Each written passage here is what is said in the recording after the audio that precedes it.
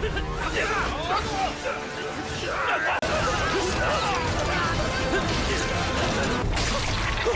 法进！凡间蝼蚁也配觊觎神物？ Halo semuanya, bagaimana nih kabar kalian? Pada kesempatan kali ini, kita akan melanjutkan Tonghua Tomb of Fallen God atau yang biasa kita kenal yaitu Zhenan. Dan kita masihlah berada di ark harta karun dari kerajaan Tongzhou. Dan kali ini ya ahli bela diri tingkat tinggi akanlah mendatangi kerajaan Dongzhou untuk mendapati harta karun tersebut. Dan nantinya kerajaan Dongzhou akanlah menjadi tempat medan peperangan guys. Kalau begitu langsung saja kita masuk ke dalam ceritanya. Di malam harinya sudah ada beberapa ahli bela diri tingkat tinggi mengunjungi kerajaan Dongzhou. Ditambah ya mereka ini memiliki permasalahannya masing-masing. Sedangkan ya untuk Zhenan yang telah berjanji kepada monster tua dengan diberikannya busur Hoi, berarti ya dia juga haruslah menepati janji kepadanya, yaitu melindungi kerajaan Dongzhou. Sehingga dia keluar dari ruangannya dan terlihat sudah banyak sekali ahli bela diri yang menuju ke makam harta karun kuno. Sontak ya Zhenan begitu sangat terkejut. Ternyata ya sudah banyak orang yang akanlah ikut serta.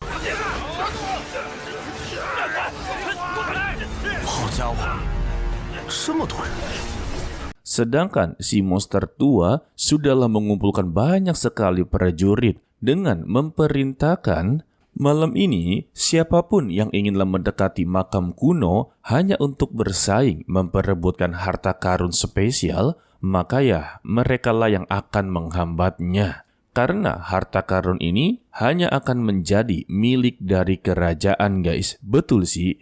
Dan muncullah beberapa ahli bela diri pengendali naga yang meminta kepada monster tua untuklah menyingkir dari sini. Pria tua sepertinya tidak layak untuklah berdiri di depan. Wadah. Tetapi monster tua mengeluarkan artefak naga kuno. Seketika ya naga yang berada di depan langsunglah dibabat habis.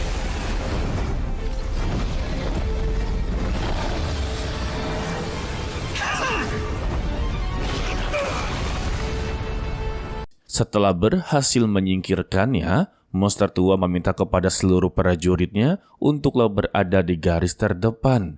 Dan juga janganlah meremehkan lawannya, karena yang datang bukanlah manusia biasa, melainkan seorang ahli bela diri alias kultivator ya. Dan Zhu Yue lah yang akan menjadi pemimpin para prajurit ini. Mereka langsunglah menembakkan anak panah yang begitu banyak, membuat praktisi tingkat rendah berhasil untuklah dihabisi.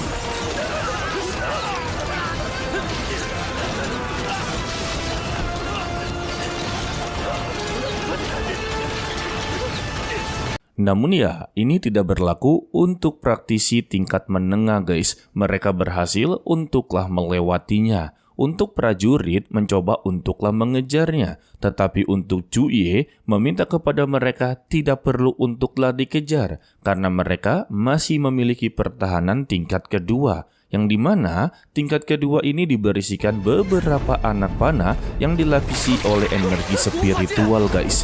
Jadi ya ada tahapannya masing-masing guys.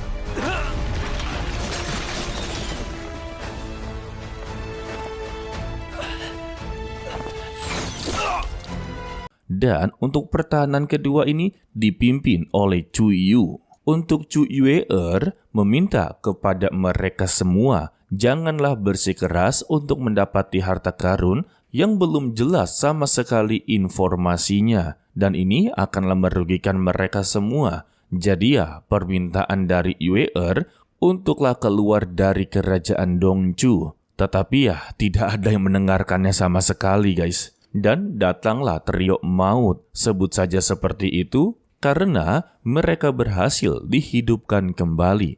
Kedatangannya membuat seluruh praktisi menjadi begitu sangat kesal. Bagaimana bisa para master ahli bela diri dari wilayah barat datang ke wilayah timur. Maka dengan begini ya, mereka bisa menilai harta karunnya pasti sangatlah berharga. Dan kedatangan mereka juga meremehkan para kultivasi dari wilayah timur ternyata tidak sesuai ekspektasinya. Kultivasi mereka benar-benar di bawah para kultivasi wilayah barat, guys. Wah!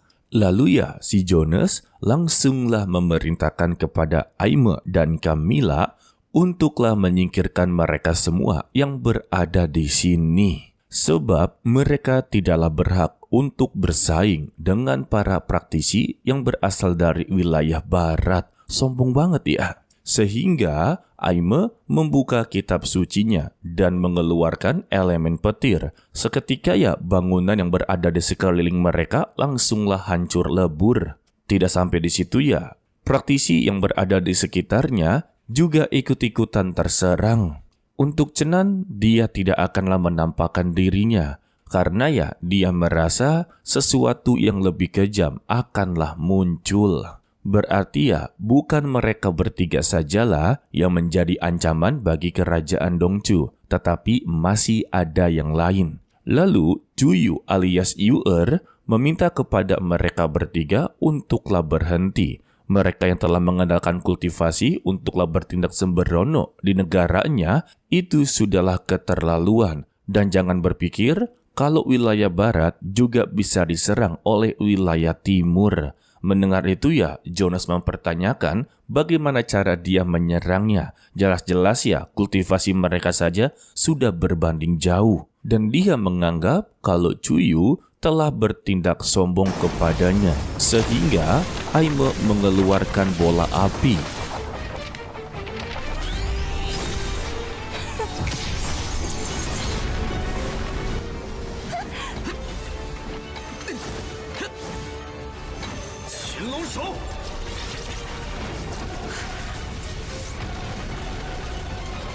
Setelah terjadinya bentrokan, mereka juga melihat busur Hoi di tangan Cenan. Mereka tahu itu adalah artefak surgawi. Dan si Jonas ini tertuju dengan busur Hoi tersebut. Tetapi ya, tujuan pertama mereka atau tugas utamanya yaitu mendapati harta karun yang berada di bawah tanah, yang kita sebut saja sebagai makam kuno ya. Tetapi ini bukanlah tugas dari Cenan untuk menghadapinya, melainkan ini adalah urusan si monster tua, sebab mereka sama-sama berada di ahli tingkat ke-6. Sehingga si monster tua mempersilakan kepada mereka bertiga untuklah masuk menemuinya. Dan ketika saling berhadapan satu sama lain, Jonas menganggap kalau monster tua sungguh begitu bodoh. Karena dia hanyalah seorang diri, tidak mungkin bisa menang untuklah menghadapi mereka bertiga yang berada di ahli tingkat ke-6. Lagi dan lagi, Jonas menganggap remeh tentang kultivator wilayah timur yang hanya mempunyai ahli tingkat ke-6 begitu sedikit.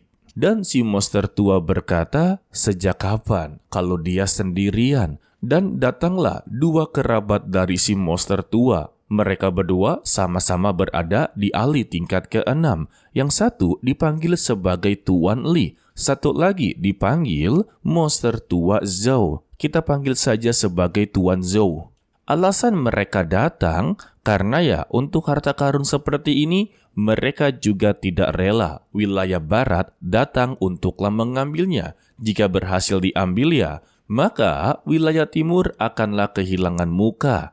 Jadi sebut saja ini adalah pertarungan harga diri wilayah timur melawan wilayah barat. Kalian paham lah ya maksud dari wilayah timur sama wilayah barat jika dianalogikan atau diandaikan seperti Asia melawan Eropa.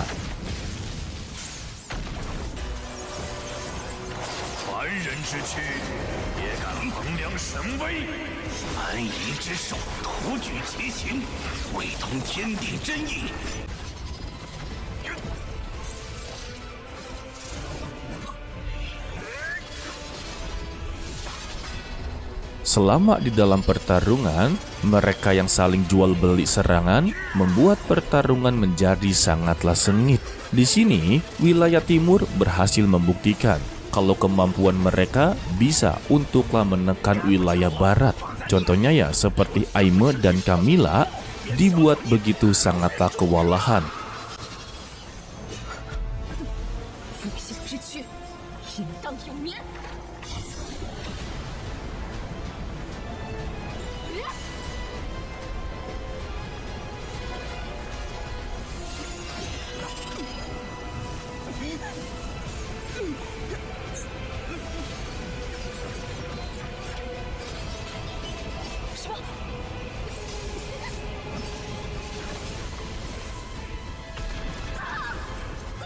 Tetapi tidak untuklah Jonas. Dia kembali meremehkan dengan berkata, jika wilayah timur hanya memiliki 3 kerangka tua yang menjaga gerbang, maka mereka tidak dapat menghentikan ketetapan dewa perang. Begitu juga dengan monster tua mengeluarkan artefak naga kunonya lagi, sembari berkata ya, jika seseorang yang telah meninggal dunia, seharusnya tetaplah tenang di alam lain, dan bentrokan kekuatan langsunglah terjadi. Namun, ketika mereka inginlah melanjutkan pertarungan, tiba-tiba ya untuk harta karun spesial ini mulai mengalami reaksi, dan bulan purnama sudah mulai terlihat. Seketika ya, energi bulan purnama ini membuat puing-puing bangunan mulailah melayang, serta memperlihatkan sebuah objek ilahi atau formasi yang membuat lubang begitu besar, dan keluarlah telapak tangan giok yang sebelumnya ditemukan oleh Chenan.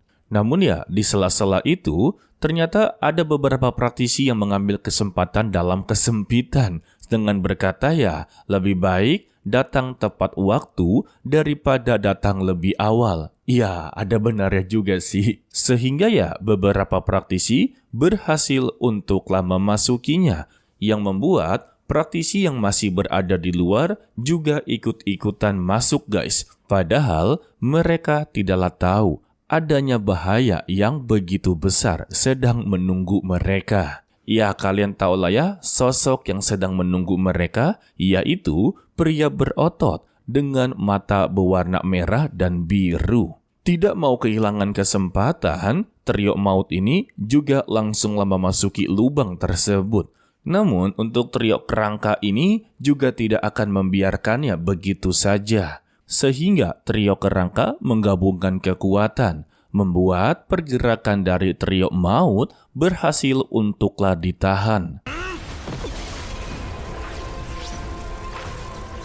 Meski begitu ya, mereka ini masihlah meremehkan para kultivator wilayah timur. Kalau trio kerangka ini hanyalah mentok di alih tingkat ke-6 dan belumlah berhasil untuklah menerobos dari kemacetan kultivasi mereka. Dan Jonas memberikan informasi mengapa wilayah timur menjadi lebih kuat, itu dikarenakan adanya perang lintas alam ribuan tahun yang lalu, membuat para kultivator wilayah timur jauh lebih kuat dari yang dibayangkan. Bahkan ya, membuat orang yang berada di alam dewa abadi sungguh merasa ketakutan dengan sosok mereka. Ya, sudah pasti yang diceritakan oleh Jonas itu adalah zaman dari ayahnya Chenan. Sedangkan untuk si monster tua merasa ada yang begitu janggal. Kalau tubuh mereka yang telah meninggal dunia tetapi bisa dibangkitkan kembali, pasti ada sesuatu yang aneh.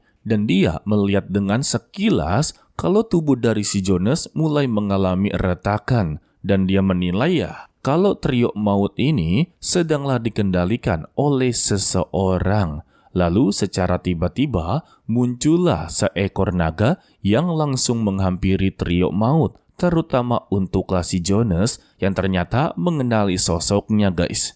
Dan dia memanggilnya sebagai klan naga iblis Kunlun. Dan anehnya, mengapa dia bisa berada di sini? Bukankah adanya sebuah peraturan kalau klan iblis Kunlun ini dilarang untuk memasuki dunia fana sesuka hati? Tetapi ya, jawaban dari sang naga, sesuka hati bukan berarti tidak bisa untuk datang ke dunia fana. Dan alasan sang naga datang ke sini untuklah mempertanyakan identitas dari mereka bertiga. Dan haruskah dia akanlah menelanjangi dirinya di depan umum atau mengungkapkan seluruh identitasnya. Jadi dia memberikan peringatan mundur sekarang. Dan dirinya akanlah berpura-pura kalau mereka bertiga tidak pernah datang ke tempat ini. Sesuai dugaan dari Chenan, kalau ada karakter yang jauh lebih hebat dan lebih kuat daripada mereka bertiga.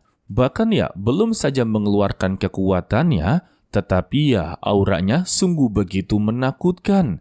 Tetapi jawaban dari Jonas, dia tetaplah memasuki lubang harta karun. Alhasil Tuan Zhou dan Tuan Li langsunglah mengejarnya.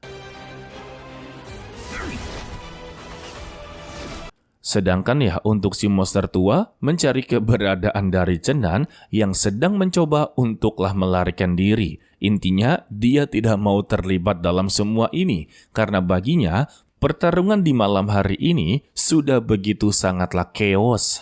Tetapi monster tua menekankan hanya dia sajalah yang dapat menarik busur Hoi dan kerajaan Dongchu membutuhkan dirinya. Sebenarnya sih bukan kerajaan Dongchu. Ditambah, jika dia memasuki makam kuno tersebut, maka dia akanlah mendapati banyak sekali manfaat, karena di sana tidak ada batasan. Mendengar ini, Chenan langsung menghela napas, sembari berkata, apakah dia benar-benar haruslah melakukan perjalanan seperti ini? Dan si monster tua berkata turun sekarang juga, sehingga dia pun turun dan diikuti oleh si monster tua.